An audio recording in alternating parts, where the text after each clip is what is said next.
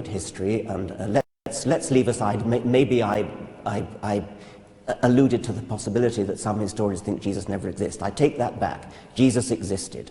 However, if you're going to say that Jesus was born of a virgin, that Jesus walked on water, that he turned water into wine, that is palpably anti-scientific. There is no evidence for that. And if there were, you would be, well, I mean, no, there simply isn't any evidence for that, and no scientist could possibly take the idea seriously. I can make it worse for you. I know you can. Because Jesus actually claimed to be the Logos that created the whole universe. And if this is the Creator incarnate, making water into wine and so on is really a triviality.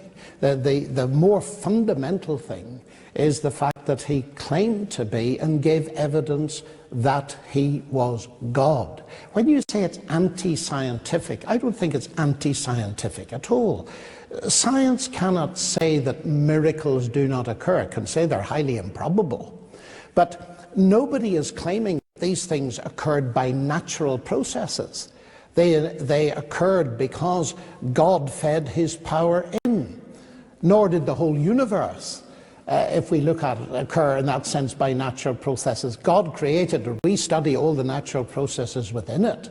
So when you say it's anti-scientific, I think it's not anti-scientific. What I mean by that is that if, and when doing science, we constantly have to keep in mind that at any moment there might be a little magic trick slipped in.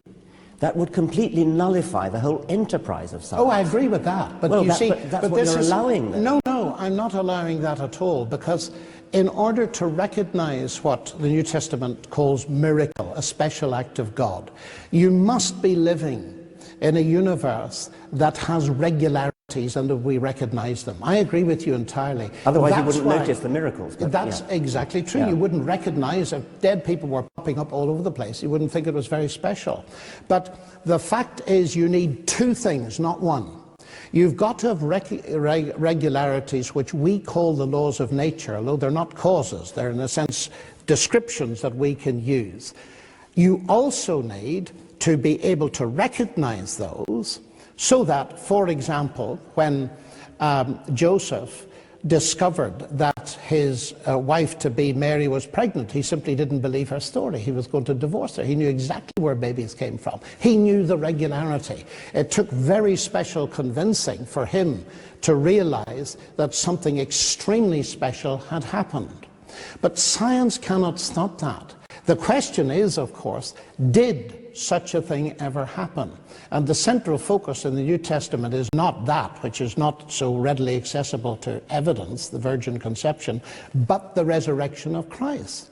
And ancient historians, and this has fascinated me recently going over it, ancient historians whose discipline is very venerable, and I'm not talking about Christian ancient historians, ancient historians, many of them, even at the skeptical end of the spectrum, say that the evidence for the resurrection of Christ is very powerful. The explosion of the Christian church from a non-proselytizing group of Jews in the first century, the empty tomb and all the rest of it, has even led Geza Vermeersch, who's one of the most distinguished ancient historians in Oxford, to say, yes, this tomb was empty, and hallucinations and this kind of explanation do not wash.